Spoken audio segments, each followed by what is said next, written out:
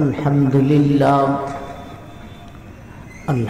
لله نحمده ونستعينه ونستغفره ونؤمن به ونتوكل عليه ونعوذ بالله من شرور أنفسنا ومن سيئات أعمالنا من يهده الله فلا مضل له ومن يضلل فلا هادي له ونشهد أن لا إله إلا الله وحده لا شريك له ونشهد أن سيدنا وشفيعنا ونبينا ومولانا محمدا عبده ورسوله أرسله بالحق بشيرا ونذيرا وداعيا إلى الله بإذنه وسراجا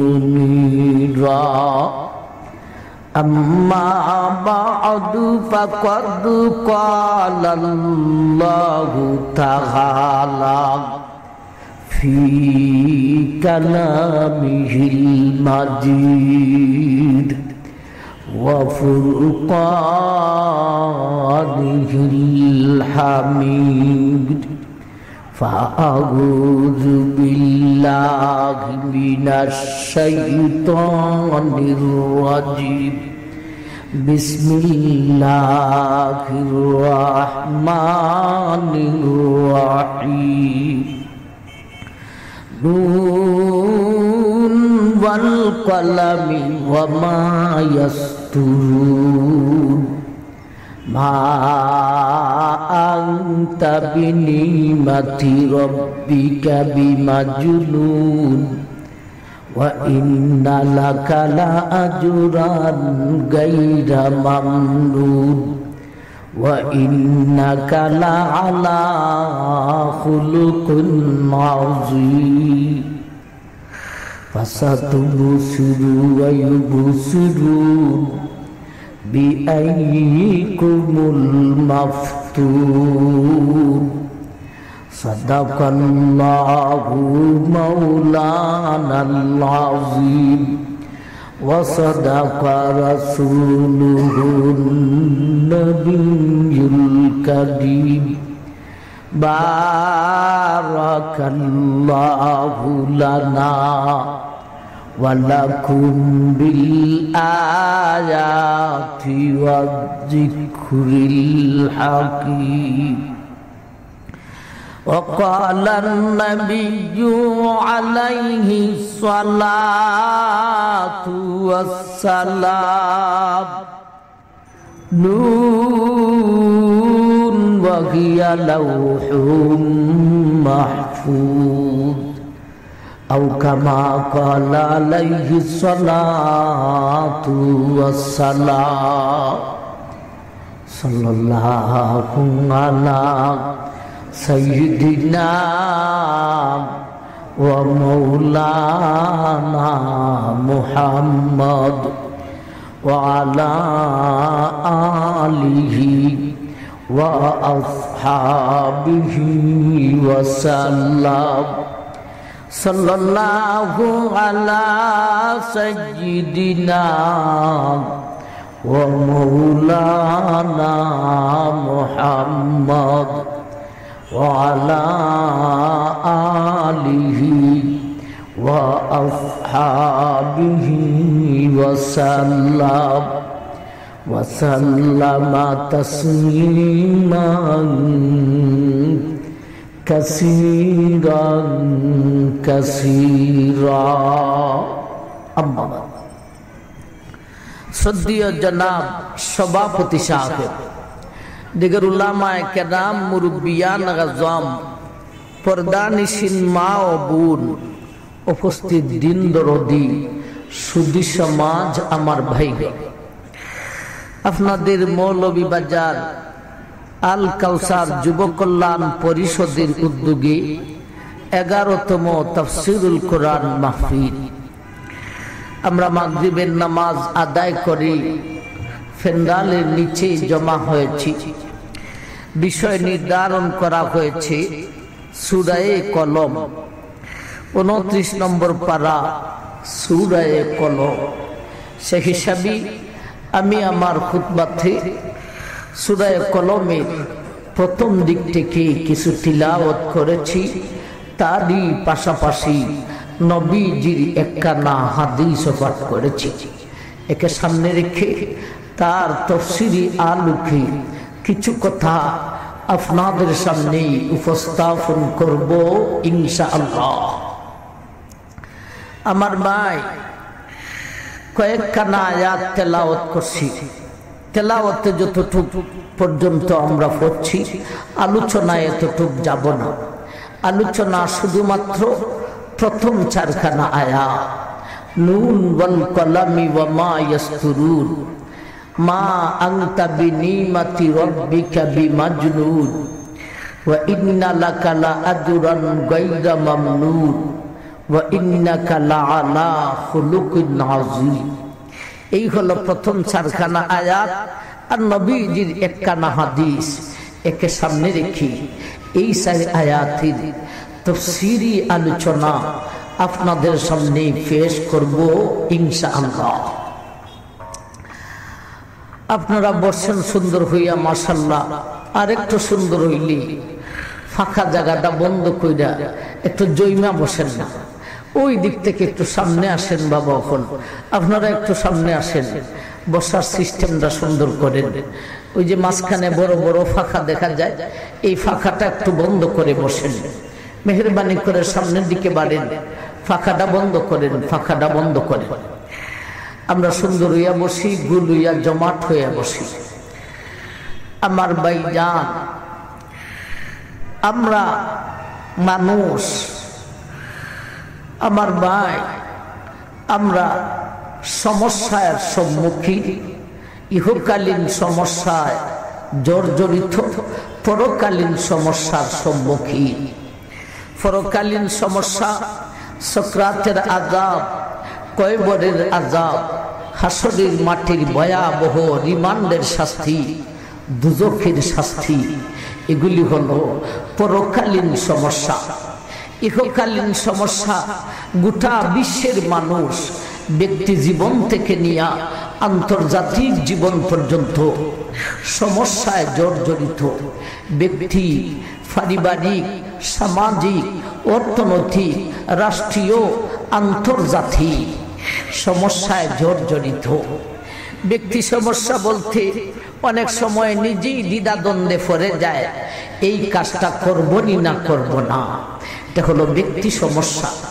পারিবারিক সমস্যা, একই ঘরের মানুষ, ভাই ভাইয়ে দ্বন্দ্ব, চাচা ভাতিজার দ্বন্দ্ব, শ্বশুরি আর বধূর দ্বন্দ্ব, স্বামী স্ত্রীর দ্বন্দ্ব। এই দ্বন্দ্বগুলিকে দিনে দিনে কমতেছে না বাড়তেছে? অথচ শিক্ষার হার দিনে দিনে কমে না বাড়ে? বাড়ে। মানুষ শিক্ষিত হয়, পারিবারিক দ্বন্দ্বও বাড়ে। শিক্ষার হার বাড়লে পারিবারিক দ্বন্দ্ব বাড়ার কথা না কমার কথা? অথচ কমে না বাড়ে? এই শিক্ষা যায় কোথায়? আমার এক সাথী মানুষ আমার একদিন কয়, ভাই আমি এমন এক বাসাতে ভাড়া থাকি, বাসার মালিকের স্বামী স্ত্রী এই দুইজনে খালি ঝগড়া করে। আরো আশ্চর্যজনক কথা, ভাই দুইটায় ঝগড়া করে, দুই বার্ষিক ডিভোর্স। একটা আর একটারে গালি দেয় ইংরেজিতে। আমি ওকে হ্যাঁ, এতদিনে ইংরেজি কাজে লাগছে, গালি দিলে ইংরেজিতে দিবাই। দুজনই বার্ষিক ফাঁস, খালি ঝগড়া করে আর ইংরেজিতে গালি দেয়। এই শিক্ষা যায় কোথায়?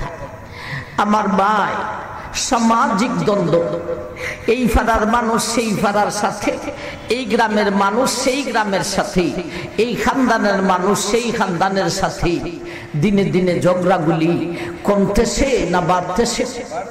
অথচ বেসরকারি আদালতে বিচারকের সংখ্যা কমতেছে না বাড়তেছে? এতদিন তো আমরা ছোটবেলায় দেখছি বিচার করতেন বয়স্ক মানুষ, এখন বয়স্ক মানুষে বিচারের চান্স পায় না, বিচার করে ফাতুইরা। আমার ভাই, বিচারকের সংখ্যা বাড়লে সমাজের দ্বন্দ্ব বাড়ার কথা না কমার কথা? বলেন, বাড়ার কথা না কমার কথা? কমার কথা। অথচ কমে না বাড়ে? বাড়ে। এই বিচারকের বিচার যায় কোথায়? অর্থনৈতিক সমস্যা, কেউ সমাজতন্ত্র আর কেউ রাজতন্ত্র। সুস্থ অর্থনীতি আল কোরআনে থাকা সত্ত্বেও আমরা তাকে গ্রহণ করতে রাজি না। ঠিক যাবে? ঠিক। আমার ভাই, রাষ্ট্রীয় সমস্যা, রাষ্ট্র নিয়ে সিনিমিনি খেলা, চুরি ডাকাতি, সন্ত্রাসী, রাহাজানি, দাঙ্গা হাঙ্গামা, মারামারি, কাটাকাটি রাষ্ট্রের মধ্যে দিনে দিনে কমতেছে না বাড়তেছে? অথচ রাজনৈতিক নেতা দিনে দিনে কমে না বাড়ে? ভারে বাবা, বড় নেতা, মাঝারি নেতা, ছোট্ট নেতা, ফাতুইরা নেতা, বল্লা নেতা, খালি নেতা আর নেতা। নেতা বাড়লে দেশের অবস্থা, আমার ভাই, অশান্তি বাড়ত না শান্তি আইত? অথচ রাষ্ট্রের সমস্যা দিনে দিনে কমতেছে না বাড়তেছে? এই সমস্ত রাজনৈতিক নেতাদের নীতি যায় কোথায়? আন্তর্জাতিক সমস্যা, সারা বিশ্বের বেঈমান মুসলমানের রক্তের পিপাসুক হয়ে সারা বিশ্ব জুড়ে মুসলমানের উপর নির্যাতন করতেছে। অথচ জাতিসংঘ তাকে অন্যায় বলে ঘোষণা করতেও রাজি না। কিন্তু মুসলিম যদি একটা কদম বাড়ায়, সঙ্গে সঙ্গে সন্ত্রাস বলে মুসলমানের উপর হামলা শুরু হইয়া যায়। এই হলো আন্তর্জাতিক সমস্যা। ব্যক্তি সমস্যা থেকে নিয়ে আন্তর্জাতিক জীবন পর্যন্ত গোটা বিশ্বের মানুষ সমস্যায় জর্জরিত। ইহকালীন সমস্যায় জর্জরিত, পরকালীন সমস্যার সম্মুখীন। এই সমস্যাগুলির সমাধান কোথায়? আমার ভাই, আমরা ইতিহাসের পাতায় দেখতে পাই, যুগে যুগে, কালে কালে, স্থানে স্থানে স্বৈরাচার, দুরাচার, পাপাচার, কার্ল মার্কস, হেগেল, লিনিন, এই সমস্ত নেতাদের আগমন হয়েছে। এরা বিশ্বের মানুষকে এদের নীতি দিয়া ডাকছে। আমার ভাই, ওরা পরকালীন সমস্যার সমাধানে মানুষকে ডাকে না, ওরা পরকালীন সমস্যাকে সমস্যা হিসাবে বিশ্বাসই করে না। এরা শুধু ইহকালীন সমস্যার সমাধানে বিশ্বের মানুষকে ডাকে। এই বিশ্বের মানুষ, তুমি ঘরের কর্তা হইয়া আমার নীতিমালা গ্রহণ করে ঘর চালাও। তুমি সমাজের বিচারক হয়ে আমার নীতিমালা গ্রহণ করে সমাজ চালাও। তুমি রাষ্ট্রনায়ক হয়ে আমার নীতিমালা গ্রহণ করে রাষ্ট্র পরিচালনা করো। এই সমস্ত নেতাদের নীতিমালা গ্রহণ করে আমরা ঘর চালাইতেছি, সমাজ চালাইতেছি, রাষ্ট্র পরিচালনা করতেছি। আমাদের ঘরে, আমাদের সমাজে, আমাদের রাষ্ট্রে, আমার ভাই, সমস্যার সমাধান মিলবে দূরের কথা, সমস্যাগুলি দাঁড়ালো তলোয়ার আর সিংহ বাঘ হইয়া আমাদের সামনে দাঁড়াচ্ছে। বলুন, কথাটা ঠিক না বেঠিক? আমার ভাই, এমনি ভাবে দুনিয়ার সর্বশেষ যুগে আল্লাহর এক নবী, বিশ্ব নবী, আল্লাহর হাবিব আকায়ে নামদার তাজদারে মদিনা মুহাম্মদুর রাসূলুল্লাহ সাল্লাল্লাহু আলাইহি ওয়াসাল্লাম তিনিও দুনিয়াতে আগমন করেছেন, তিনিও বিশ্বের মানুষকে ডাকছেন।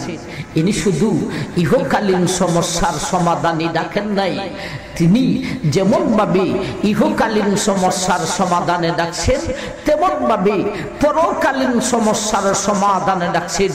এ বিশ্বের মানুষ, আমি বিশ্ব নবীর নীতিমালা গ্রহণ করো। সক্রাতের আযাব, কয়বরের আযাব, হাসরের মাঠের ভয়াবহ শাস্তি, দুজকের আযাব তোমার জন্য হতে পারে না। এ বিশ্বের মানুষ, আমি বিশ্ব নবীর নীতিমালা গ্রহণ করে গড় চালাও, সমাজ চালাও, রাষ্ট্র চালাও। তোমার গড়ে, তোমার সমাজে, তোমার রাষ্ট্রে অশৃঙ্খলতা আর অশান্তি, দাঙ্গা হাঙ্গামা থাকতে পারে না। ভাই, দুনিয়ার নেতায়ও ডাকছে, বিশ্ব নবীও ডাকছে। এবারে আমরা সূরা কলমের প্রথম চারখানা আয়াতের মাধ্যমে ওই ব্যক্তিত্বের পরিচয়টুকু নিতাম, যেই ব্যক্তির নীতির মাধ্যমে সত্যিকার অর্থে সমস্যার সমাধান পাওয়া যায়। আমার ভাই, ইনি কি কালমাস না হেগে লালিলিন না তিনি বিশ্ব নবী? কার নীতিমালার মাধ্যমে সত্যিকার অর্থে সমস্যার সমাধান পাওয়া যাবে, ওই ব্যক্তিত্বের পরিচয়টুকু দেওয়ার জন্য সূরা কলমের প্রথম চারখানা আয়াত। আমার ভাই, আসুন আমরা যেহেতু এই বিষয়টুকু আলোচনা করব, ওই ব্যক্তিত্বের পরিচয় নিব একখান সূরার আয়াতের মাধ্যমে, সেই হেতু আমরা এই সূরাকে নিয়ে আগে দুই একটা কথা বোঝার দরকার। এই সূরার নাম কলম কেন রাখা হলো, এই সূরার আলোচ্য বিষয় কি, এই সূরার প্রথম চারখানা আয়াতের শানে নুজুল কি। আমার ভাই, এই সূরার নাম কলম কেন রাখা হলো? এই সূরার প্রথম নম্বর আয়াতে কলম একখান শব্দ আছে না নাই? নুন ওয়াল কলম, সেই শব্দের দিকে লক্ষ্য করে আল্লাহ সূরার নাম দিয়েছেন সূরায়ে কলম। এই সূরার আলোচ্য বিষয় বিশ্ব নবীর শান মান মর্যাদার আলোচনা। আমার ভাই, বিশ্ব নবীর শান মান মর্যাদার আলোচনা কোন দিকে? ভাইজান, দুশ্মনেরা নবীর নামে কতগুলি মিথ্যা অপবাদ রটাইয়াছিল, সেই মিথ্যা অপবাদের প্রতিবাদ করার জন্য আল্লাহ সূরা কলম নাজিল করেছেন। আমার ভাইজান, মিথ্যা অপবাদের প্রতিবাদ করে নবীর শানের আলোচনা। ভাই, সূরা কলম নবীর শানে, সূরা কাউসার নবীজির শানে।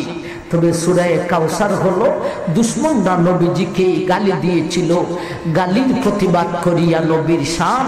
আর সূরা কলম হলো মিথ্যা অপবাদের প্রতিবাদ করিয়া নবীর শান। সূরা কাউসার নবীর শানে, সূরা কলম নবীর শানে।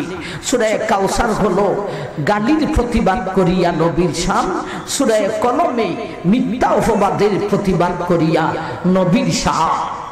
আমার ভাই, অনেকগুলি মিথ্যা অপবাদ রটাইয়াছিল এই সূরাতে। সূরা কলমে 4টি মিথ্যা অপবাদের প্রতিবাদ করেছে। আমার ভাই, আমরা তো পুরা সূরা নিয়ে আলোচনা করব না, শুধু প্রথম চারখানা আয়াত নিয়ে আলোচনা করব। প্রথম চারখানা আয়াতে 2টা মিথ্যা অপবাদের প্রতিবাদ।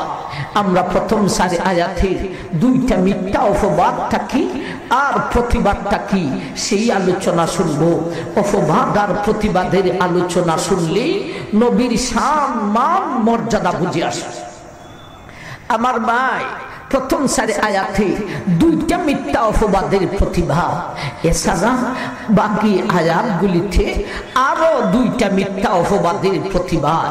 প্রথম 4 আয়াত ছাড়া বাকি আয়াতগুলিতে আরো 2টা মিথ্যা অপবাদের প্রতিবাদ। যে আমরা শুধু অপবাদটা শুনবো, প্রতিবাদ শুনবো না। চলে আসবো প্রথম 4 আয়াতে। আসুন, প্রথম 4 আয়াত ছাড়া এই সূরার বাকি আয়াতে আরো 2টা মিথ্যা অপবাদের প্রতিবাদ যে করলেন, এই অপবাদটি কি? একটা অপবাদ রটাইল নবী নিয়া, আর একটা অপবাদ রটাইল কুরআন নিয়া। কোরআন নিয়া মিথ্যা অপবাদ রটাইল।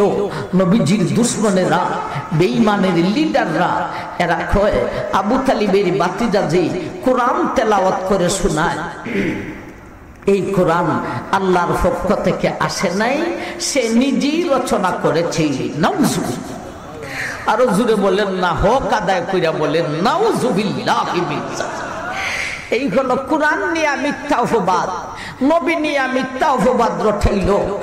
আবু তালিবের বাতিজা আব্দুল্লাহর ছেলে আব্দুল মুত্তালিবের নাতি মুহাম্মদ, সে যে নবুয়তির দাবি করেছে, লোকটা আসলে নবী নন, বরং লোকটা হলো উল্লেখযোগ্য একজন জাদুকর।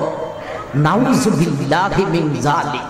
একটা অপবাদ রটাইল নবী নিয়া, আর একটা অপবাদ রটাইল কোরআন নিয়া।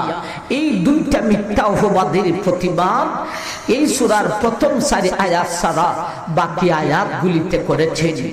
আসুন, আমাদের উদ্দেশ্যমূলক আলোচনা হলো প্রথম 4 আয়াত। এই 4 আয়াতে দুইটা মিথ্যা অপবাদের প্রতিবাদ করেছেন। অপবাদ দুইটা কি, প্রতিবাদটা কি? আমার ভাই, অপবাদ আর প্রতিবাদের আলোচনা শুনলে নবীর শানও বুঝে আসবে, সাথে সাথে কোন ব্যক্তির নীতির মাধ্যমে, আদর্শের মাধ্যমে ইহকালীন পরকালীন সমস্যার সমাধান সত্যিকার অর্থে পাওয়া যাবে, সেই ব্যক্তিত্বেরও পরিচয় পাওয়া যাবে। প্রথম 4 আয়াতে দুইটা মিথ্যা অপবাদের প্রতিবাদ। একটা অপবাদ রটাইল, অপবাদ দুইটা আমরা আগে শুনি, প্রতিবাদটা শুনবো সূরার ভিতরে প্রবেশ করিয়া। অপবাদ দুইটা কি? একটা অপবাদ রটাইল, কয় আবু তালিবের বাতিজা আব্দুল্লাহর ছেলে আব্দুল মুত্তালিবের নাতি মুহাম্মদ, আরে এই লোকটা তো ব্রেইন আউট, এই লোকটা তো পাগল মানুষ। আমি বইলা দিতাম না, জুড়ে বলবেন, হক আদায় করে বলেন নাউজুবিল্লাহি মিন যালিক। যারে সৃষ্টি না করলে কোনো কিছুই সৃষ্টি করা হতো না, যার তরিকা ছাড়া মুক্তির আশা করা যায় না, যার সুপারিশ ছাড়া হাসরের মাঠের বিচার প্রতিষ্ঠিত হবে না, এমন নবীকে বলে তিনি বলে ব্রেইন আউটার পাগল। নাউজুবিল্লাহ। এদিকে বলল বেঈমানের নেতারা, লিডাররা। আমার ভাই, বেঈমানের সাধারণ জনগণে নেতাদেরকে দোষে, নেতাজি যা কইবে সবই যে মানতে হবে তা না। নেতা হইলে কি হইব? কথার সাথে যুক্তি থাকতে হবে, কথার সাথে দলিল থাকতে হবে। তোমরা এমন একজন ব্যক্তিকে ব্রেইন আউটার পাগল বলো, যার মতো এত বড় ব্রেইনিস মক্কা মদিনা কেন সারা বিশ্বের বুকে আরেকজন নাই। ও নেতাজি, তোমরা যে এমন লোককে ব্রেইন আউট বলো, তোমাদের কাছে কোনো দলিল প্রমাণ আছে? এরা কয় হ্যাঁ, আমাদের কাছে দলিল আছে। নবীজিরে ব্রেইন আউট কয়, আবার কয় দলিল বিলে আছে। নাউজুবিল্লাহি মিন যালিক। কি দলিল? আপনারা আমরা সবের মুখস্থ আছে, আগে দলিলটা পড়া শোনাইমু, এরপরে বুঝাইমু।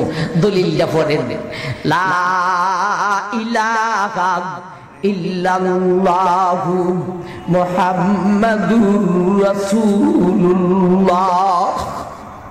নবীজি বললেন লা ইলাহা ইল্লাল্লাহ, এক আল্লাহ ধরো, গায়রুল্লাহকে ছাড়ো। আমার ভাই, দেবতা পূজা গায়রুল্লাহ, খালির মার পূজা গায়রুল্লাহ, শেরসুৎকার মার পূজা গায়রুল্লাহ, লাতের পূজা গায়রুল্লাহ, মানাতের পূজা গায়রুল্লাহ, সনমের পূজা গায়রুল্লাহ, ফিরের পায়ে সজিদা করা, ফির পূজা গায়রুল্লাহ, মাদারে সজিদা করা, মাদার পূজা গায়রুল্লাহ। নবীজি বললেন গায়রুল্লাহ ছাড়ো, এক আল্লাহ ধরো। আমার ভাই, সেই কালিমার দাওয়াতের সাথে এই কালিমার মাধ্যমে নবীজি বিশ্ববাসীকে একটা ঘোষণা করলেন। তখন সময়ে নবীজির যুগে বিশ্বের বুকে পরাশক্তি ছিল, একদিকে কায়সার আর একদিকে কিসরা। এখন তো আমেরিকা আর রাশিয়া। তখন পরাশক্তি একদিকে ছিল ইরান আর একদিকে ছিল ইটালি। আমার ভাই, সেই পরাশক্তি সহকারে নবীজি কালিমায়ে তৈয়বার দাওয়াতের মাধ্যমে ঘোষণা করলেন গায়রুল্লাহ ছাড়ো, এক আল্লাহ ধরো। তোমরা ঈমান আনো যদি আমার দাওয়াতকে, এ বিশ্ববাসী শুধু মক্কা মদিনা নয়, এ বিশ্ববাসী শুধু বিশ্ব নয়, কিয়ামত পর্যন্ত যত মানুষ আসবে, যত পরাশক্তি আসবে, সবের মোকাবেলায় নবীজি ঘোষণা করলেন, তোমরা আমার দাওয়াতকে গ্রহণ করো, ঈমান আনো। এখন আমেরিকাকেও ঘোষণা করলেন, এখন রাশিয়াকেও ঘোষণা করলেন, সামনের পরাশক্তি চীনে যাবে, এদের প্রতিও ঘোষণা করলেন। একেবারে লাস্টের পরাশক্তি হবে আফ্রিকার বেঈমানদের হাতে, এদের মোকাবেলায় ঘোষণা করলেন, তোমরা ঈমান আনো, যদি আমার দাওয়াত গ্রহণ করো ফাবিহা, আলহামদুলিল্লাহ, ভালো কথা। আর আমার এই ঈমানের দাওয়াত যদি তোমরা গ্রহণ করো না, আমি কিচ্ছু করব না, লাকুম দীনুকুম ওয়ালিয়া দীন। তবে যাই না রাখো, আমি দাওয়াত দিলাম, আমার দাওয়াত গ্রহণ করলে না, উল্টানো দাওয়াত দিলাম কেন, এর জন্য তুমি যদি আমার উপর নির্যাতন করো, আমি বিশ্বনবী তোমার সাথে জিহাদের ঘোষণা করলাম। চাই তুমি ইরান হও, চাই তুমি ইটালি হও, চাই তুমি আমেরিকা হও, চাই তুমি রাশিয়া হও, চাই তুমি চীন হও, চাই তুমি আফ্রিকা হও, যে কোনো পরাশক্তি হও না কেন, যে কোনো যুগের পরাশক্তি হও না কেন, আমি তোমার সাথে যুদ্ধের ঘোষণা করলাম। সুবহানাল্লাহ হইতেন না?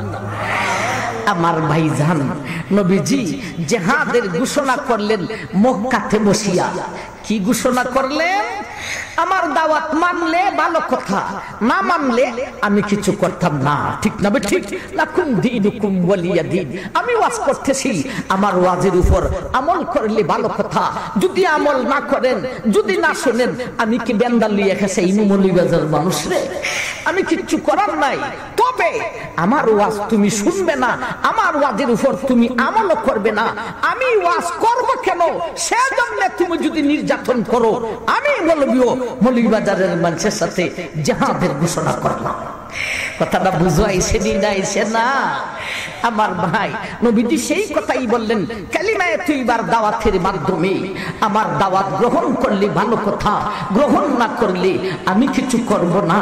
তবে আমি দাওয়াত দিলাম কেন, সেজন্য তুমি যদি আমার উপর নির্যাতন করো, আমি বিশ্বনবী মক্কায় বসে ও পরাশক্তি তোমার সাথেও জিহাদের ঘোষণা করলাম।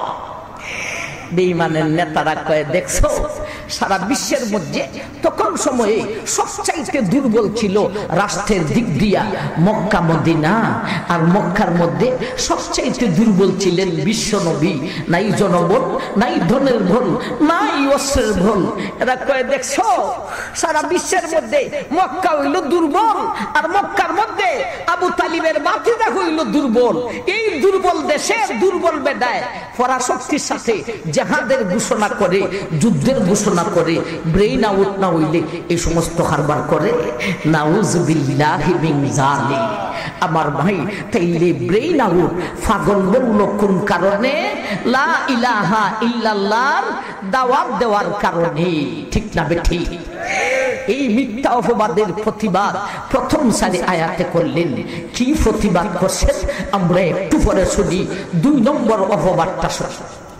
এখন অপবাদ রটাইল, কয় আবু তালিবের বাতিদা মুহাম্মদ, আরে এই লোকটারে তো মাঝে মধ্যে জিনে ধইরা লাই। নাউজুবিল্লাহ কইতেন না?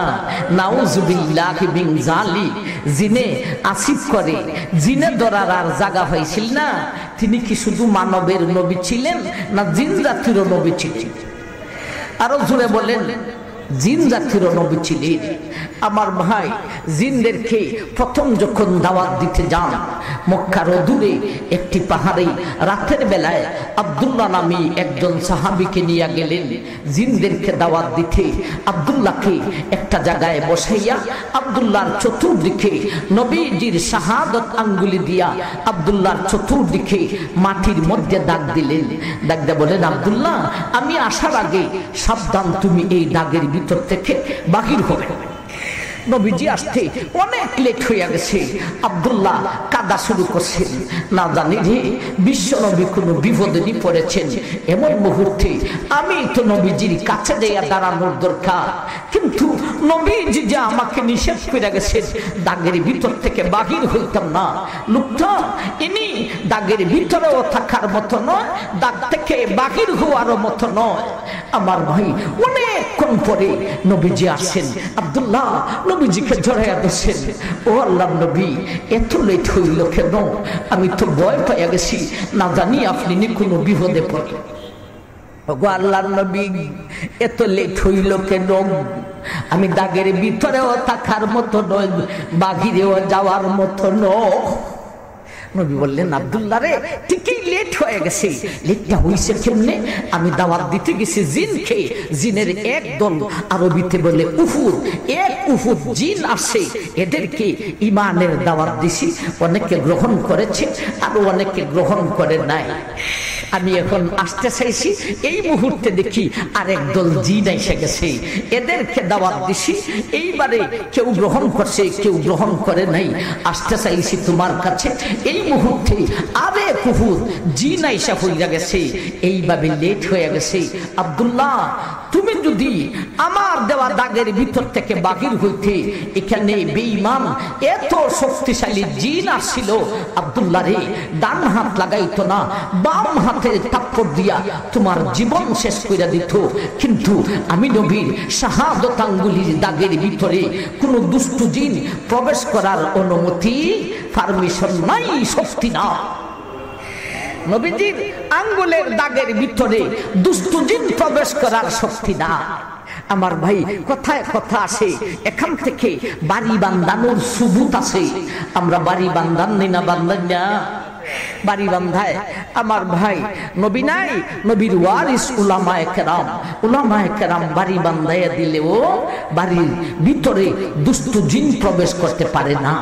তবে ভালো লোক দিয়া, হক্কানি দিয়া বাড়ি বান্ধাই থইব। আমার ভাই, হাতের রেখা দেখা ভবিষ্যৎ কয়, তুই বিয়া করবে 2টা, প্রেম করবে 5টা। আমার ভাই, তারকা দেখা কথা বল। এর শরীরের এই বান নাই, মাথার মধ্যে জটা লাগাই, ওর শরীরে তুই বান নাই, ঠিক না বেঠি? আমার ভাই, জটাওয়ালার গোসল ফরজ হয়নি, নেওয়ায় না। গোসল ফরজ হইলে, গোসল করতে গেলে একটা চুল যদি শুকনা থাকে, ফরজ গোসল আদায় হবে না। আমার ভাই, এর জদার ভিতরে তো পানি ঢুকে না, তাইলে এর ওই শরীরের বাদ নাই, তোমার বাড়ি কি বান্ধাইয়া দিব? আমার ভাই, আপনারা কইবেন, হুজুর বহুত হকানি দিয়া বাড়ি বান্ধাইয়া দেখছি, বাড়ির বান ঠিকে না। হত হত আসে, হকানি দিয়া বাড়ির বান বান্ধাইছি, এরপরও বাড়ির বান ঠিকে না। এটা হকানির দোষ না, তোমার দোষ, ঠিক না ঠিক? বাড়ির বান নষ্ট হইয়া যায় বিভিন্ন কাজে। একটা হইতাম নি আপনার কাছে, বাড়ির বান কেমনে নষ্ট হয়? স্বামী স্ত্রীর রাতের বেলায় গোসল ফরজ হইছে, আমার ভাই, ফজরের আজান হইছে, দুজনে গোসল খুঁজে লাইছে।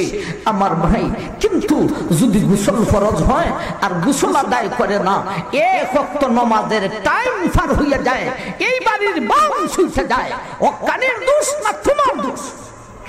উত্তর দেন না মানুষটি, হক্কানির দোষ না তোমার দোষ?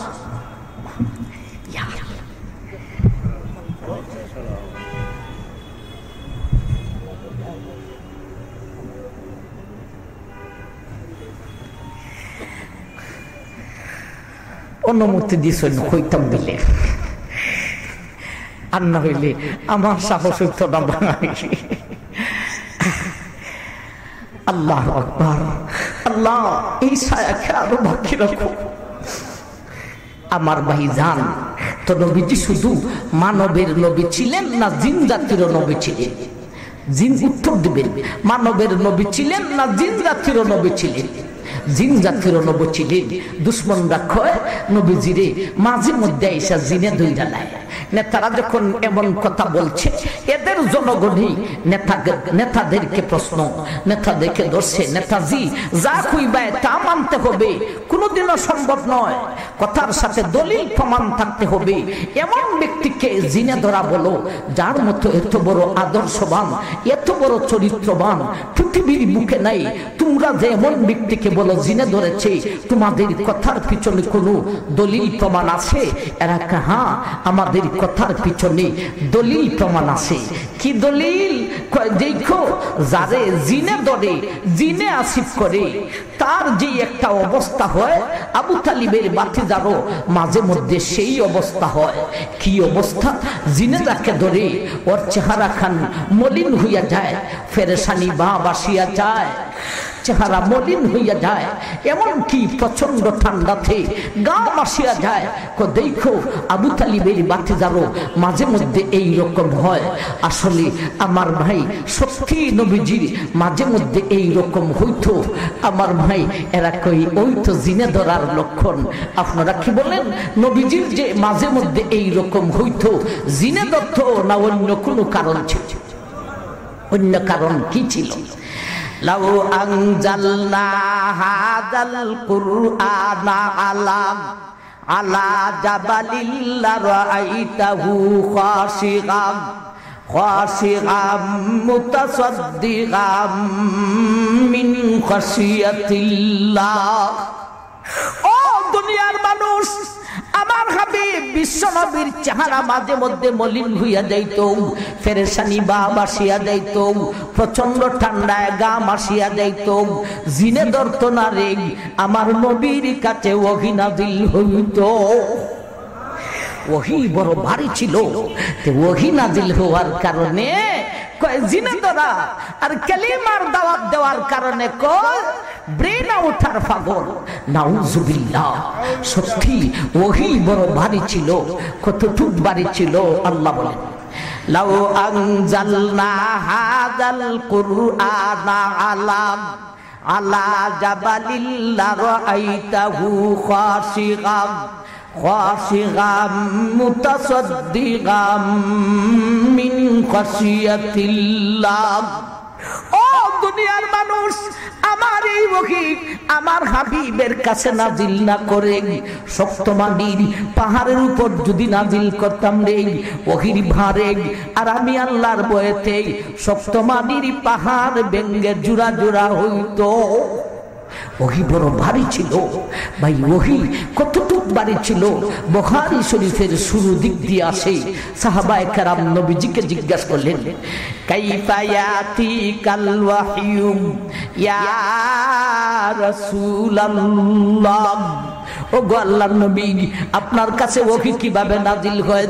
নবী বলেন, আহিয়ানান ইয়াতিনি মিসলা সালসালাতিল জারাসি ওয়া হুয়া আসাদুহু গালাগ। ও আমার সাহাবায়ে কেরাম, ওহী নাজিল হওয়ার বেশ কয়েকটা নিয়ম ছিল রে।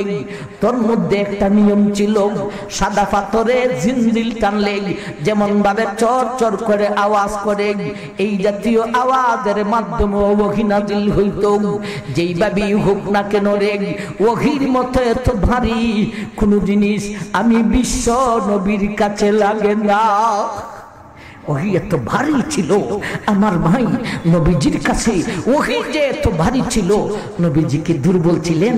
আপনি আমার মতো, বিশেষ করে আপনার বক্তা মিরপুরির মতো নবীজি খুব দুর্বল ছিলেন? আল্লাহ রাসূল নিজের জবানে বলেছেন, বীর বাহাদুর 4000 পুরুষের গায়ে যেই পরিমাণের শক্তি আছে, একাক আমি আল্লাহর হাবিব বিশ্ব নবীকে আল্লাহ এতটুক শক্তি দান করেছিলেন। এরপরও ওহীর মতো এত ভারী কোন জিনিস আমি বিশ্ব নবীর কাছে লাগে না। ওহী এত ভারী ছিল। আম্মা জান আয়েশা রাদিয়াল্লাহু তাআলা আনহা বলেছেন, নবী যখন আম্মা জান আয়েশার রুমে রাত্রি যাপন করতেন, আমার ভাই নবীর কাছে ওহী নাজিল হইতো। আম্মা বলেন, নিরাআইতুহু কাদ ইয়ানজিলু আলাইহিল ওয়াহয়ু ফিল ইয়াউমিশ শাদীদিল বারদি ওয়া ইন্না জাবিনাহু লায়াতাফাসসাদু আরাকা। আম্মা জান বলেন, এ দুনিয়ার মানুষ, আমার স্বামী বিশ্বনবী আখায়ে নামদার তাজদারে মদিনা আমি আয়েশার ঘরে যখন রাত্রি যাপন করতেন রে, প্রচন্ড ঠান্ডা, গভীর রাতি, পাহাড়ি এলাকা, এই প্রচন্ড ঠান্ডা নবীজির কাছে ওহী নাযিল হইত।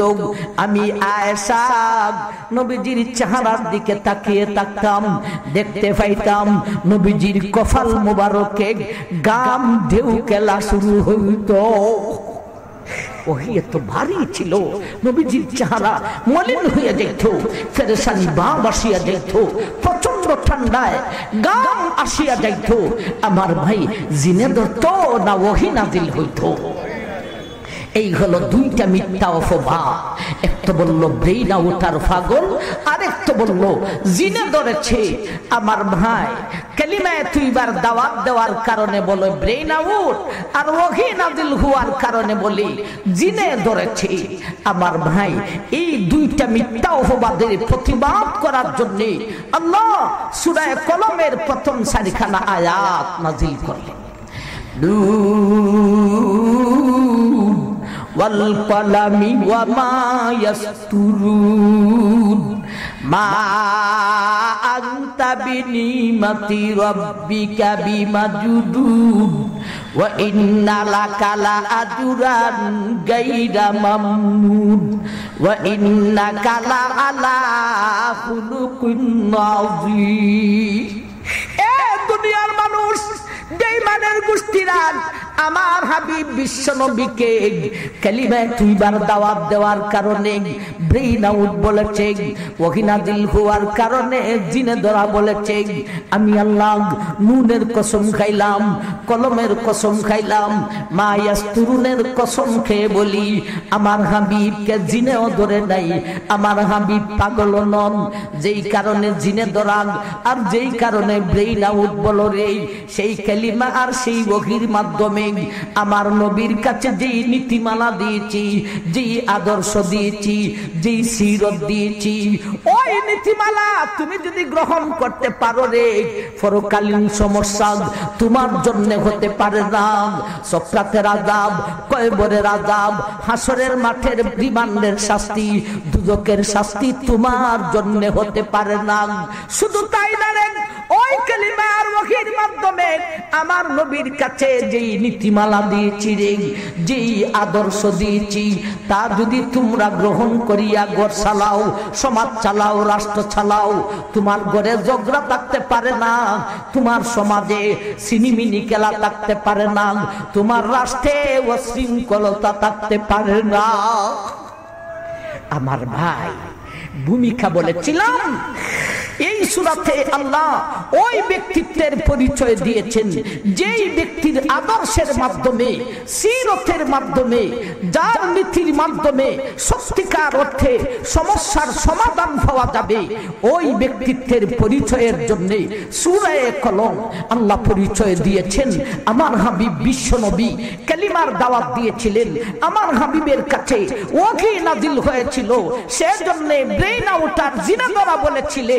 আমি আল্লাহ এই সূরা কলমের কয়েকটা কসম খাইয়া আমি আল্লাহ বলতেছি, সেই কালিমা আর ওহীর মাধ্যমে আমার নবীকে জিনা ধরা নাই, ব্রেইন আউট নয়, বরং সেই কালিমা আর ওহীর মাধ্যমে আমার নবীর কাছে যেই নীতিমালা দিয়েছি তা যদি গ্রহণ করতে পারো, পরকালীন সমস্যা তোমার জন্য হতে পারে না, ইহকালীন সমস্যাও তোমার জন্য হতে পারে না। তোমার ঘরে ঝগড়া, তোমার সমাজে ঝগড়া, তোমাদের রাষ্ট্রে অশৃঙ্খলতা আর থাকতে পারে না। আমার ভাই আমরা সূরাতে আসলাম, আসুন এই সূরার প্রথম সারিখান আয়াত নিয়ে কথা বলবো। প্রথম সারি আয়াতের মধ্যে দুই আয়াতে একটা দাবি উপস্থাপন করেছেন আর দুই আয়াতে দলিল উপস্থাপন করেছেন। দাবির আয়াত হলো 2 নম্বর আর 4 নম্বর, দলিলের আয়াত হলো 3 নম্বর আর 1 নম্বর। 2 নম্বর আর 4 নম্বর আয়াতে কি দাবি উপস্থাপন করেছেন আসুন আমরা একটু শুনি। মা আনতা বিনিমাতি রাব্বিকা বিমাজুদুন ওয়া ইন্নাকা লা আলা খুলুকিন আযীম। আল্লাহ বলেন, ও দুনিয়ার মানুষ, আমার হাবিব ব্রেন আউট নন, আমার হাবিব কে জিনে ধরে নাই, বরং যেই কারণে ব্রেন আউট আর জিনে ধরা বলো রে, সেই কালিমা আর ওয়াহির মাধ্যমে আমার নবীর কাছে যেই নীতিমালা দিয়েছি, ওই নীতির মাধ্যমে তোমার ঘরের ঝগড়া, সমাজের ঝগড়া, রাষ্ট্রের ঝগড়া মিটতে পারে রে, এছাড়া বিকল্প কোনো ব্যবস্থা না। আল্লাহর দাবিটা হলো ঘরের ঝগড়া মিটাইতে হলে, সমাজের ঝগড়া মিটাইতে হলে, রাষ্ট্রের অশান্তি দূর করতে হলে কোন নেতার নীতির মাধ্যমে সম্ভব হবে না, বিকল্প কোনো ব্যবস্থা নেই। একমাত্র একটা ব্যবস্থা হলো নবীজির সিরত, নবীজির আদর্শ। আমার ভাই, আমরার জন্ম হইছে পরে এই দেশে কোনো শান্তি আমরা পাইছি না। আমার ভাই, কত দল আইলা আর কত দল গেলা, কেউ শান্তি দিতে পারছে না, শান্তি সম্ভব না। কারণ এরা সংসদের সংবিধান তৈরি করে মন গড়া নীতিমালা দিয়া, কালমা শেখে লিলিন বিশ্বের নেতায় নীতিমালা যা দেখায়, এগুলি হলো তাদের মন গড়া নীতিমালা। আর বিশ্ব নবীর নীতিমালা এগুলি নবীজির থিওরি নয়, নবীজির মন গড়া নয়। এই নীতিমালা নবীর কাছে আসে কালিমার মাধ্যমে আর ওহীর মাধ্যমে। আমার ভাইজান, এই হলো আল্লাহর দাবি। দাবিটা বুঝতে হবে, একটা হলো হ্যাঁ আর একটা হলো না। দুনিয়ার নেতার মাধ্যমে, দুনিয়ার নেতার নীতির মাধ্যমে সমাজে, রাষ্ট্রে, গড়ে শান্তি আসতে পারে না।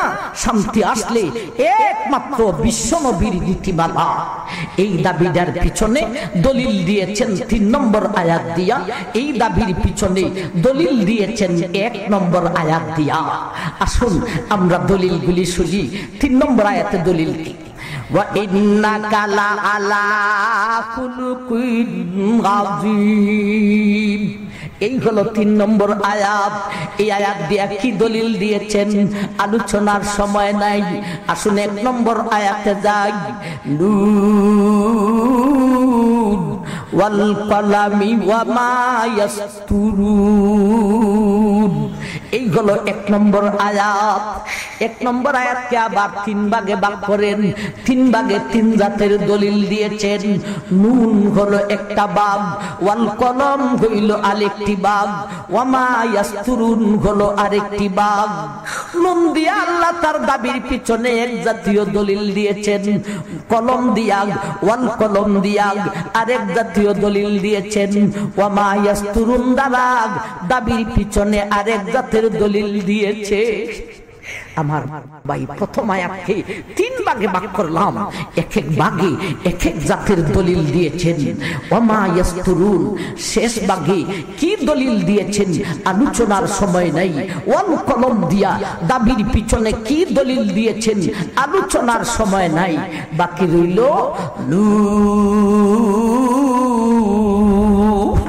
শুধু নুন দিয়া আল্লাহ তার দাবির পিছনে কি দলিল দিয়েছেন আমার ভাই, শুধু তা আমরা কয়েক মিনিটে উপস্থাপন করব।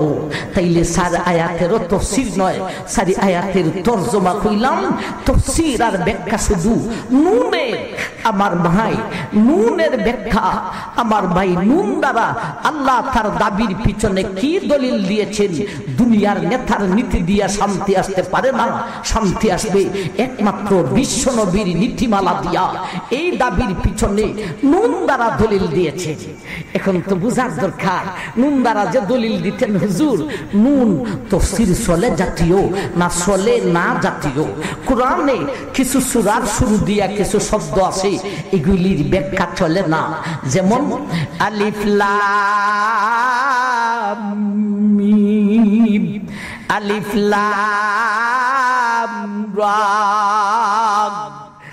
তাহা, ইয়াসিন, কাফ হা ইয়া আইন সা। এগুলির ব্যাখ্যা চলে না। এখন নুনটা কি ব্যাখ্যা চলে জাতীয় না চলে না জাতীয়? কেউ কেউ বলেছেন ব্যাখ্যা চলে না জাতীয়, অধিকাংশরাই বলেছেন নুনের ব্যাখ্যা চলে জাতীয়। এর ব্যাখ্যাও করেছেন, যেমন তাফসীরে রুহুল মানিতে আল্লামা মাহমুদ আলুসি রহমতুল্লাহি আলাইহি আর ইবনে কাসির রহমতুল্লাহি আলাইহি তাফসীরে ইবনে কাসিরে নুনের ব্যাখ্যা করেছেন। ওনারা বলেছেন নুন ব্যাখ্যা চলে যাচ্ছে। আমার ভাই, আমরা তার ব্যাখ্যা করব। এখন ব্যাখ্যা যে করতাম ব্যাখ্যা চলে জাতীয়। আমার ভাই, নুন দিয়া আল্লাহ কসম খেয়েছেন। কিসের কসম খাইছেন এই কথা বুঝা লাগে, আগে বুঝার দরকার। নুন তারে আপনি কসম কিভাবে কইবেন? কলম কসম হইতে পারি, মা ইয়াসতুরুন কসম হইতে পারি। কিভাবে? মা ইয়াসতুরুনের আগে ওয়াওয়ে কসমিয়া আছে, কলমের আগে ওয়াওয়ে কসমিয়া আছে। ওয়াল কলম ওয়া মা ইয়াসতুরুন, এই ওয়াও হলো ওয়াওয়ে কসমিয়া। শুধু ওয়াওটা দিয়া বুঝাই দিছেন আল্লাহ কসম খাইছেন। নুন রে যে আপনি কসম কইবেন, নুনের আগে তো কোনো ওয়াও নাই, তিনটারে কসম কিভাবে খাইবেন, কিভাবে ধরবেন? আমার ভাই, এর উত্তর দিয়েছেন তাফসীরুল্লাহ, নুন দিয়াও আল্লাহ কসম খেয়েছেন। কিভাবে? নুনের আগে একখান ওয়াও আছে, তবে ই ওয়াও খান হলো উজ্জ হযফ, লুকানো। লুকান রাখলেন কেন? কোরআনের অবস্থা হলো খায়রুল কালামে মা কাল্লা ওয়া দাল্লা, উত্তম কথা হলো কথার পরিমাণ কম, অর্থের পরিমাণ বেশি। কোরআনের অবস্থা অতদ্রুপ, তার কথা কম, অর্থ বেশি। এখানে নুনের আগে ওয়াও না লেখেও ওয়াও বুঝানো হয়। কিভাবে বুঝাইছে? কলমের আগে ওয়াও আছে, মা ইয়াসতুরুনের আগে ওয়াও আছে। এই দুইটা ওয়াওয়ে দালালত করে বুঝাইয়া দেয় নুনের আগেও একটা ওয়াও আছে। এখানে ওয়াও না থাকলেও বুঝাইয়া দেয় ওয়াও আছে। সুতরাং সেই নুনের আগে ওয়াওকে উজ্জ রেখে নুনকেও বলেছেন আল্লাহ কসম খেয়েছে। আমার ভাইজান, আসুন নুন দ্বারা আল্লাহ কিসের কসম খাইছেন আমরা নুনের দুইটা ব্যাখ্যা করব। একটা ব্যাখ্যা করব নবীজির হাদিস থেকে, আরেকটা ব্যাখ্যা করব আমরা তাফসীরের কিতাবে পেয়েছি। নবীজির হাদিস থেকে একখান ব্যাখ্যা, যেই হাদিসটা আমি খুতবাতে পাঠ করেছিলাম। আমার ভাই, এখান কবি আর তাফসীরের কিতাবে যে ব্যাখ্যা পাইছি এখান জয়ীফ, দুর্বল। তবে আকীদার বিষয় না হইলে, আমার ভাই ফজাইলের বিষয় হইলে জয়ীফ আলোচনা করা যায়। সেই হিসাবে তাফসীরে রুহুল মানি, তাফসীরে ইবনে কাসির ওয়ালা নুনের ব্যাখ্যা করেছেন। নুন ওয়া হিয়াল হুতুল আযীম আলা তাহতিল আরদিস সাবগি। এই দুই তাফসীরওয়ালা বলেন, ও দুনিয়ার মানুষ, আল্লাহ নুনের কসম খেয়েছেন। নুন বলতে বিশাল একটি মাছ, বিশাল একটা মাছের কসম খেয়েছেন। আমার ভাই, এই বিশাল মাছটা এটা কোথায় থাকে? মৌলভীবাজারের মনু নদীতে, না সুরমা কুশিয়ারায়, না মেঘনা যমুনায়, না পদ্মা সেতু পদ্মা নদীতে, না কর্ণফুলিতে, নাকি কোনো সাগরে? আমার ভাই, এই মাছটা এত বড়, এই মাছ কোন নদীতে সাগরে সংকুলন হবে দূরের কথা, ওই মাছের একটা পাত্রও সাগরে সংকুলন হবে না। এমন বিশাল মাছের কসম খেয়েছেন। এই মাছটা কোথায় থাকে? এই দুই তাফসীরওয়ালায় তাও লিখেছেন, ওয়াকিয়াল হুতুল আযীম আলা তাহতিল আরদিস সাবগি। এই দুই তাফসীরওয়ালায় লেখেন, ও দুনিয়ার মানুষ, তুমি আছো একটা জমিনে, এর নিচে আরো 6টা জমিন আছে। এই 7টি জমিনকে রাখা হয়েছে একটি পাথরের উপর। আমার ভাই বলেন, জমিনটা বড় না পাথরখানি বড়? পাথর বড়। পাথর বড় না হইলে জমিনকে ধারণ করতে পারবে না। আমার ভাই, তুমি মিছিল দিবে নৌকা, আর জমিনে লড়া মারবো, দম মধ্যে ফুইরে যাবে। নৌকা হইয়া নষ্ট মারলেই তুমি ফুইরে যাবে। আমার ভাই, আল্লাহ বিশাল 7টা জমিনকে একটা পাথরের উপর বসায়া দিয়েছেন। আমার ভাই, সেই পাথরটাকে কিসের উপর বসাইছেন? এই দুই তাফসীরওয়ালায় লেখেন, ও দুনিয়ার মানুষ, মানুষ বিশাল 7টা জমিনকে পাথরের উপর রাখা হয়েছে, এই পাথরটাকে একটি বিশাল মাছের উপর রাখা হয়েছে। এখন বলেন পাথরখানি বড় না মাছটা বড়? ওই বিশাল মাছের কসম খাইলা। আমার ভাই, এখন আপনারা কইবেন হুজুর নিচ দিকে যখন যাওয়া বসেন একটু জানলে দেখি কি পাওয়া যায়। এই মাছকে রাখা হয়েছে পানির উপরে। এখন বলেন মাছ বড় না পানির পরিমাণ বেশি? এই পানিকে রাখা হয়েছে বিশাল একটা প্লেটের উপরে। এখন বলেন পানির পরিমাণ বেশি না প্লেটটা বড়? প্লেটটা বড়। এখন এই প্লেটটাকে রাখা হয়েছে কিসের উপরে? ও দুনিয়ার মানুষ, বিশাল 7টা জমিনকে রাখা হয়েছে পাথরের উপরে, পাথরকে রাখা হয়েছে মাছের উপরে, মাছকে রাখা হয়েছে পানির উপরে, পানিকে রাখা হয়েছে প্লেটের উপরে। ও দুনিয়ার মানুষ, ওই প্লেটটা হলো নিচের দিকে সবচাইতে বড়, সবচাইতে নিচে। ওই বিশাল প্লেটটাকে কোনো কিছুর উপরে রাখা হয় নাই। আল্লাহ তার কুদরতি সাহায্যে শূন্যস্থানে দাঁড় করাইয়া দিয়েছে। আমার ভাই, এই মাছের কসম খাইয়া আল্লাহ কি বুঝাইতে চান? আল্লাহ তার দাবির পিছনে দলিল দিতে চান। এ বিশ্ববাসী, তুমি যে সমস্ত নেতার নীতিমালা গ্রহণ করে গড় চালাও, সমাজ চালাও, রাষ্ট্র চালাও, তোমার নেতার জ্ঞানের পরিধি নিচের দিকে কতটুক? আর আমার হাবিব বিশ্ব নবীর জ্ঞানের পরিধি নিচের দিকে কতটুক? তোমার নেতার জ্ঞানের পরিধি এক জমিন পাড়ি দিয়া দ্বিতীয় জমিনে যায় না। এইরকম কোন ইতিহাস পাইছেন? বৈজ্ঞানিক জমিন খুদাই করে দ্বিতীয় জমিনের লাগাল পেয়েছে? এরকম কোন ইতিহাস পেয়েছেন? আমার ভাই, তুমি যেই নেতার নীতিমালা গ্রহণ করে গড় চালাও, সমাজ চালাও, রাষ্ট্র চালাও, তোমার নেতার জ্ঞানের পরিধি এক জমিন পাড়ি দিয়া দ্বিতীয় জমিনে যায় না। আর আমার হাবিব বিশ্ব নবীর জ্ঞানের পরিধি এক জমিন কেন, একটা না 7টা জমিন পাড়ি দিয়া, পাথর পাড়ি দিয়া ওই মাছটা পর্যন্ত যায়।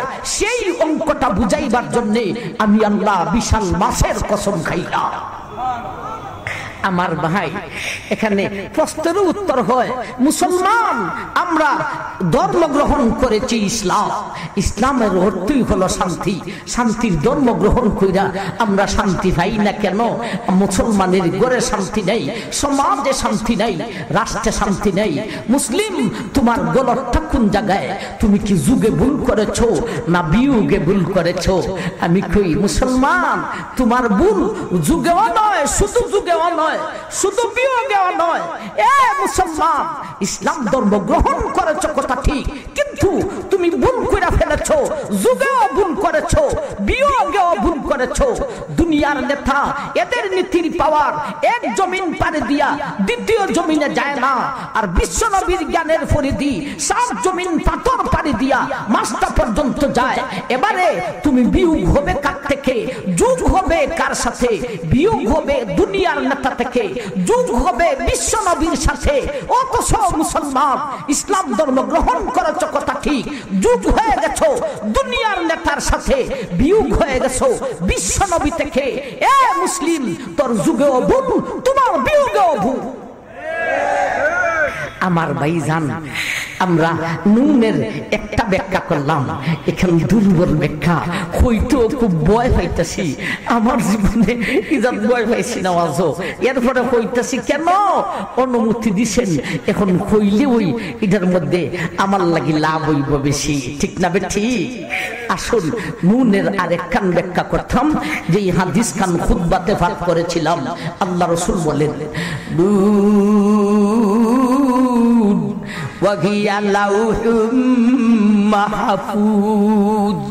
আল্লাহ নবী বলেন, এ মার উম্মত, 29 নম্বর পারা সূরা কলমে আল্লাহ নুনের কসম খেয়েছেন। নুন বলতে লৌহে মাহফুজ, আল্লাহ লৌহে মাহফুজের কসম খেয়েছে। লৌহে মাহফুজের কসম খেয়েছেন। লৌহে মাহফুজ নিচে না উপরে? উপরে। আগে নুনের ব্যাখ্যা করে গেছিলাম নিচের দিকে, এখন নুনের ব্যাখ্যা করে যাইব উপরের দিকে। ভাই লৌহে মাহফুজ কোথায়? আমাদের মাথার উপরে সৌরজগৎ, চন্দ্র সূর্য গ্রহ নক্ষত্র, এর ঊর্ধ্বে হইল 7টা আকাশ, 7টা শূন্যস্থান, এর উপরে 4জন ফেরেশতার 4টা বড় অফিস আছে, ইসরাফিলের অফিস, এরপরে শূন্যস্থান, এরপরে মিকাইলের অফিস, এরপরে শূন্যস্থান, এরপরে জিব্রাইলের অফিস, এরপরে আরেকটা শূন্যস্থান, এরপরে আজরাইলের অফিস, এরপরে বিশাল শূন্যস্থান পাড়ি দিয়া সিদরাতুল মুনতাহা, এরপরে আরেকটা বিশাল শূন্যস্থান পাড়ি দিয়া হলো লৌহুল মাহফুজ। লৌহে মাহফুজ নিচে না উপরে? সামান্য উপরে না অনেক উপরে? অনেক উপরে। আল্লাহ লৌহে মাহফুজের কসম খাইয়া কি বুঝাইতে চান? তুমি যেই সমস্ত নেতাদের নীতিমালা গ্রহণ করে গড় চালাও, সমাজ চালাও, রাষ্ট্র চালাও, তোর নেতার জ্ঞানের পরিধি উপরের দিকে সৌরজগৎ পাড়ি দিয়া আকাশে যায় না। ঠিক যাবে? ঠিক। এরা চাঁদে গেছে, মঙ্গলে গেছে, সূর্যতেও যাওয়ার সম্ভাবনা আছে, কিন্তু আকাশে বাপের গুতেও যাইতে পারবো না। আমার ভাই কেন যাইতে পারবে না সেই কথা বলার সময় আজকে নেই। আমার ভাই বিশ্বনবী, আমার ভাই জান মেরাজে যাওয়ার কালে সৌরজগতে স্টফিস দেন নাই, চাঁদেও না, মঙ্গলেও না, সূর্যতেও না, ফিলিস্তিনের বাইতুল মুকদ্দাস থেকে রওনা হয়ে প্রথম নম্বর স্টফিস ছিল, প্রথম নম্বর আকাশ। আল্লাহ জানেন ইডির মধ্যে বেঈমানরা যাইব। বেঈমান আমার ভাই এরা হলো লোকাল গাড়ির লোকাল প্যাসেঞ্জার। আর আমাদের মুসলমানের বিশ্বনবী বিরতিহীন গাড়ির বিরতিহীন প্যাসেঞ্জার, বিরতিহীন গাড়ি বিরতিহীন প্যাসেঞ্জার দিয়া লোকাল স্টপেজে দাঁড়াইলে গাড়িরও মান যায়, প্যাসেঞ্জারেরও মান যায়। এ বেঈমান, তোমরা হলে লোকাল গাড়ির লোকাল প্যাসেঞ্জার, মুসলিম হলো বিরতিহীন গাড়ির বিরতিহীন প্যাসেঞ্জার। এদের স্টপেজ চাঁদে হলে মঙ্গলে হলে এদের মান যায়। এর জন্য এইগুলিতে আমার হাবিবকে স্টপেজ দেওয়াই নেই। প্রথম নম্বর স্টপেজ, প্রথম নম্বর আকাশ। আমার ভাই বেঈমানের তোমরা যেই সমস্ত নেতাদের নীতিমালা গ্রহণ করে গড় চালাও, সমাজ চালাও, রাষ্ট্র চালাও, এই সমস্ত নেতাদের নীতির পাওয়ার উপরের দিকে সৌরজগৎ পাড়ি দিয়া আকাশেও যায় না। আর আমার হাবিবের জ্ঞানের পরিধি উপরের দিকে কিসের সৌরজগৎ? সৌরজগৎ পাড়ি দিয়া, আকাশ পাড়ি দিয়া, জিব্রাইল, ইসরাফিল, মিকাইল, আজরাইলের অফিস পাড়ি দিয়া, সিদরাতুল মুনতাহা পাড়ি দিয়া লৌহে মাহফুজ পর্যন্ত পৌঁছায়। সেই কথা বুঝানোর জন্য আমি আল্লাহ লৌহে মাহফুজের কসম খাইলাম। আমার ভাই আর না, আমার ভাই আল্লাহ নুনের কসম খাইয়া সেই কথাটা বুঝাইতে চাইছেন। নুন ওয়াল কলামি ওয়া মা ইয়াসতুরুন মা আনতা বিনিমাতি রাব্বিকা বিমাজদুদ ওয়া ইন্না লাকা লা আজরান গায়রা মামনুন ওয়া ইন্নাকা লা আলা খুলুকিন আযীম। ও দুনিয়ার মানুষ, আমি আল্লাহ নুনের কসম খাইয়া বুঝাইতে চাই তোমাদের নেতার জ্ঞানের পরিধি উপরের দিকে কতটুক, নিচের দিকে কতটুক, আর আমার হাবিবের জ্ঞানের পরিধি নিচের দিকে কতটুক আর উপরের দিকে কতটুক। তোমার নেতার জ্ঞানের পরিধি নিচের দিকে, এক জমিন পাড়ি দিয়া দ্বিতীয় জমিনে যায় না, উপরের দিকে সৌরজগৎ পাড়ি দিয়া আকাশে যায় না। আর আমার হাবিব বিশ্বনবীর জ্ঞানের পরিধি নিচের দিকে 7 জমিন পাথর পাড়ি দিয়া মাসটা পর্যন্ত যায়, উপরের দিকে সৌরজগৎ পাড়ি দিয়া, আকাশ পাড়ি দিয়া, সিদরাতুল মুনতাহা পাড়ি দিয়া লৌহে মাহফুজ পর্যন্ত যায়। সেই কথাটা বুঝাইবার জন্য আমি আল্লাহ নুনের কসম খাইলাম। আর না আমার ভাই, আজানের সময় হয়ে গেছে। আল্লাহ আমরা যেন মুসলমান হয়েছি, শান্তির ধর্ম ইসলাম গ্রহণ করেছি, আমরা যেন যুগ বিয়োগ ঠিক করে চলতে পারি। আল্লাহ আমরা যেন তোমার হাবিব বিশ্ব নবীর নীতিমালা আদর্শ সিরতকে গ্রহণ করে দুনিয়ার জীবনে চলতে পারি। আমরা সবাইকে তৌফিক দান করুন, আমিন। ওয়া আখিরু দাওয়ানা আনিল হামদুলিল্লাহি রাব্বিল আলামিন।